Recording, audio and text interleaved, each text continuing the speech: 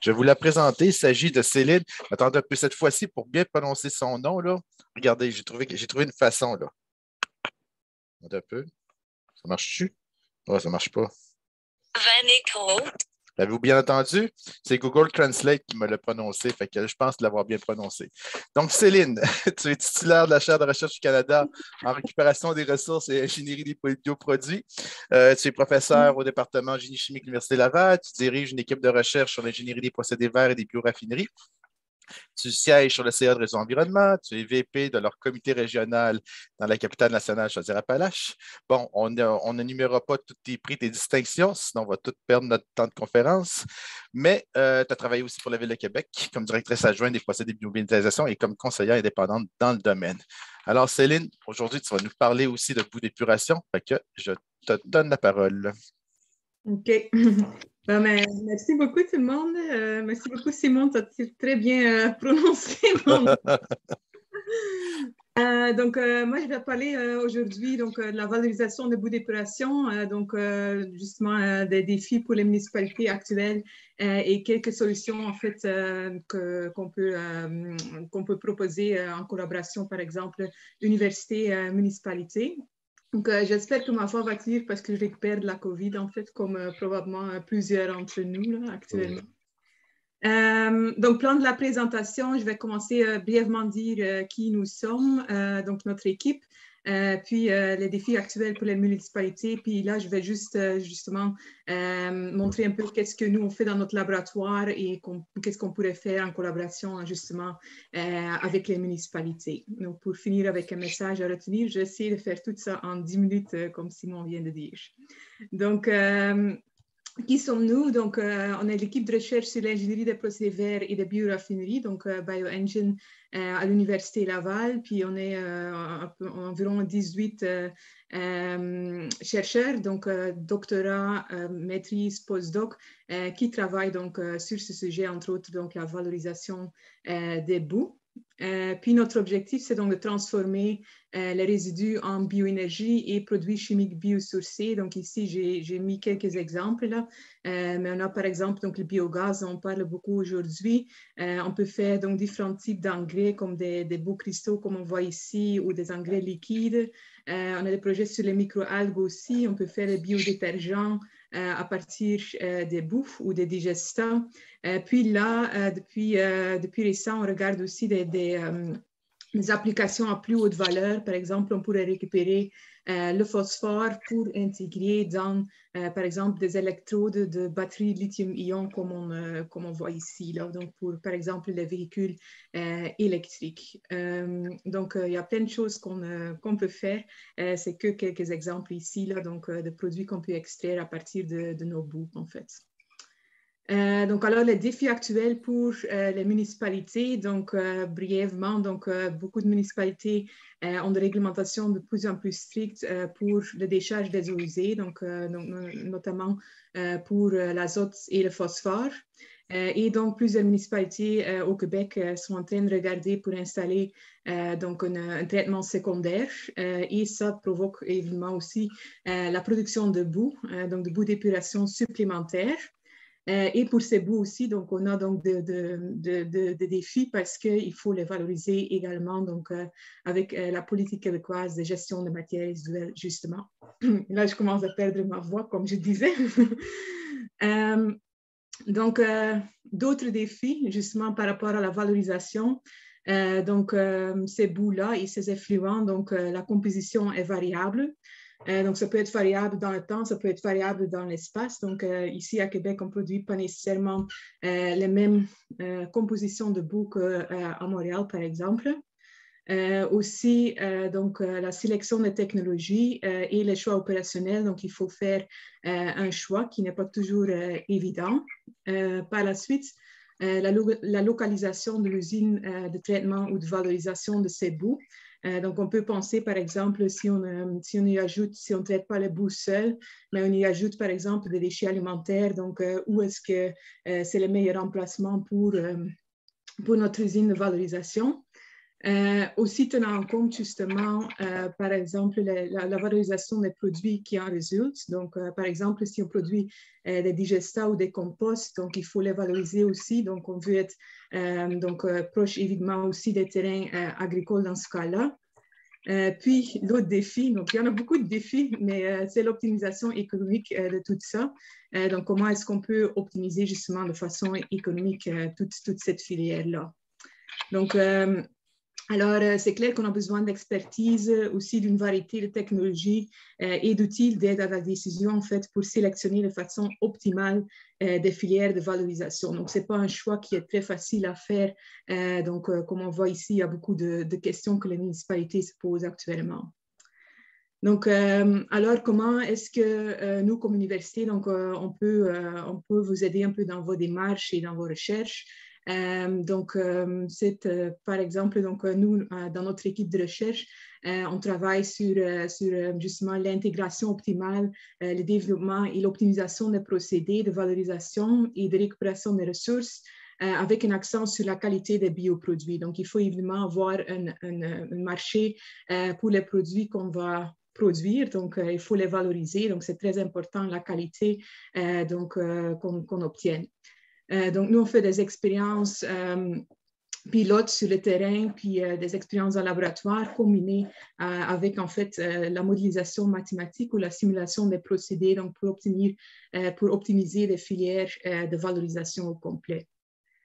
Juste brièvement, quelques équipements qu'on a dans notre laboratoire, mais je vais les montrer un peu avec quelques exemples de projets qu'on fait actuellement. Mais ici, on voit par exemple des unités de mesure de potentiel méthanogène, donc pour évaluer la valeur BNP ou donc le potentiel méthanogène de nos boues, par exemple, ou de différents mélanges. Ici, ça, c'est des réacteurs semi-continus de biométhanisation avec lesquels on peut simuler ce qui se passe à pleine échelle. Ici, on a des réacteurs de compostage ou de conditionnement aérobique, par exemple, pour optimiser la qualité des digestats. On a des systèmes pour récupérer les nutriments, donc l'azote ou le phosphore, donc pour les simuler à l'échelle pilote ou laboratoire. Puis un granulateur à l'huile fluidisé, donc qui permet de formuler de façon optimale, en fait, des produits ou des engrais qu'on veut aller valoriser. Puis, on fait aussi donc, des mesures sur le terrain. Donc, si on installe un pilote, par exemple, on a des systèmes de mesure ou de monitoring pour donc, à temps réel suivre donc, la performance en fait, des technologies. Alors, juste pour donner quelques exemples de projets, donc ici, on fait par exemple actuellement l'optimisation de la phase de démarrage de l'usine de biométhanisation à la ville de Québec et aussi on regarde s'il y a des possibilités pour faire la codigestion avec des déchets alimentaires. Donc ça, on fait ça dans des réacteurs batch et aussi en semi-continu. Donc on suit dans le plus long terme qu'est-ce qui se passe. Si on ajoute par exemple un type de déchet dans nos réacteurs de biométhanisation, puis en parallèle avec ça, avec les données qu'on obtient, on produit un outil d'aide à la décision pour justement aider la ville en fait dans la prise de décision plus tard. Donc ça va être un outil qu'ils vont pouvoir utiliser donc justement pour faire des simulations eux-mêmes plus tard s'ils veulent par exemple ajouter un nouveau flux de déchets ou autre. Puis par la suite aussi conditionnement des digestats, formulation d'engrais. Donc j'ai parlé de ces technologies un peu tantôt, mais une fois quand on fait la biométhanisation, on reste avec les digestats. Donc il faut aussi trouver une solution pour ces digestats-là. Puis souvent, on veut atteindre une certaine qualité et donc on peut aller regarder comment est-ce qu'on peut atteindre cette qualité-là au plus faible coût et impact environnemental possible, donc avec différentes stratégies. Sinon, on a aussi, ça c'est assez nouveau ici, mais ça commence quand même à avoir de l'attention, c'est ce qu'on appelle la pyrobiométhanisation. Donc, c'est comme une combinaison de la pyrolyse, donc un traitement à plus haute température avec la biométhanisation. Et ça permet justement d'enlever les contaminants émergents également. Donc là, on a un projet là-dessus où on construit en fait une usine de démonstration à Californie, mais je sais qu'il y a de l'intérêt aussi pour ça au Québec, justement, pour valoriser les digestats. Puis on regarde par la suite, donc ce qui reste comme produit alors, c'est le biochar, c'est un amendement de sol aussi. Puis on peut regarder justement, on travaille ensemble avec les départements d'agronomie pour regarder l'impact justement sur le sol, sur les plantes, puis les choses comme ça, là. Donc avec les engrais produits. Puis, comme exemple pour la fraction liquide, donc on peut aussi aller extraire justement, donc à partir de fractions liquides, donc des digestats liquides, des lixiviats de compostage, des choses comme ça, on peut aller extraire des nutriments aussi. Par exemple, donc sous forme de granules, comme on voit ici, d'engrais ou d'engrais liquides. Donc, il y a différents exemples qui sont disponibles maintenant. Puis nous, dans le laboratoire, donc, on fait des tests justement pour, voilà, qu'est-ce qui est la meilleure technologie pour l'effluent qu'on a. Et avec tout ça, donc on peut aussi faire, donc, comme j'avais mentionné tantôt, donc là j'ai parlé plus technologie, on a aussi la modélisation mathématique, pour ces différents procédés en fait, on a de différents modèles mathématiques, puis nous on appelle ça les modèles NRM, donc Nutrient Recovery Models. Donc, ce qui est intéressant avec ça, donc la modélisation, c'est qu'on peut aller combiner différents procédés. Donc, par exemple, on peut avoir la digestion, la biométhanisation ou la digestion en aérobie en amont, puis par la suite ajouter donc en fait des procédés pour compléter notre filière, par exemple un conditionnement des digestats solides, une récupération des nutriments à partir des digestats liquides. Donc il y a différentes choses qu'on peut aller faire. Et avec la modélisation, ce qui est intéressant, c'est qu'on peut aller voir les interactions entre les différents procédés, donc pour optimiser le tout en même temps. Puis pour finir, c'est beaucoup de stock, je sais, une présentation, là, mais pour finir, donc cette modélisation, en fait, on peut aussi faire dans une plus grande filière. Donc, si on considère la filière au complet, donc on peut pas seulement considérer le traitement des matières résiduelles, mais également, par exemple, la collecte. Donc, si on ajoute un flux de déchets alimentaires, donc on peut aller évaluer est-ce que ça peut être intéressant pour vous. Par la suite aussi, donc le transport pour faire le choix de la distribution des produits finis.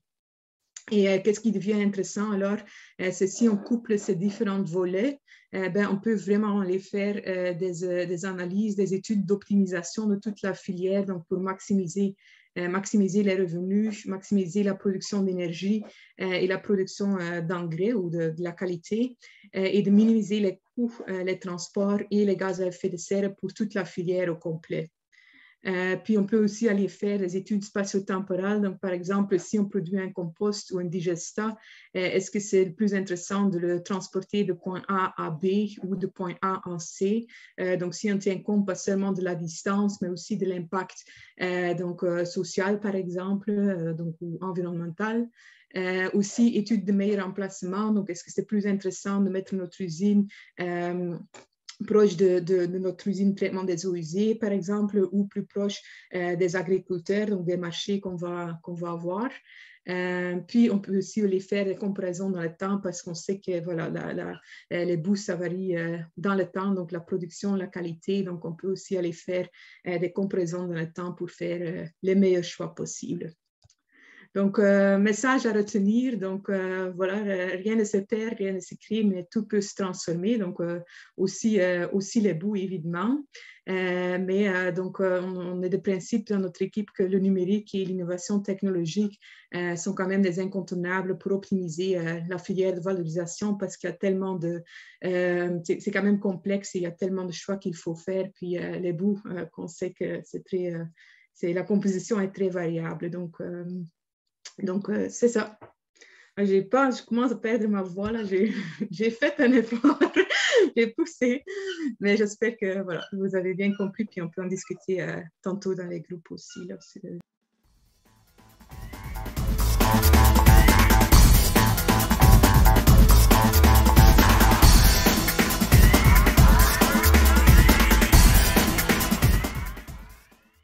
Céline.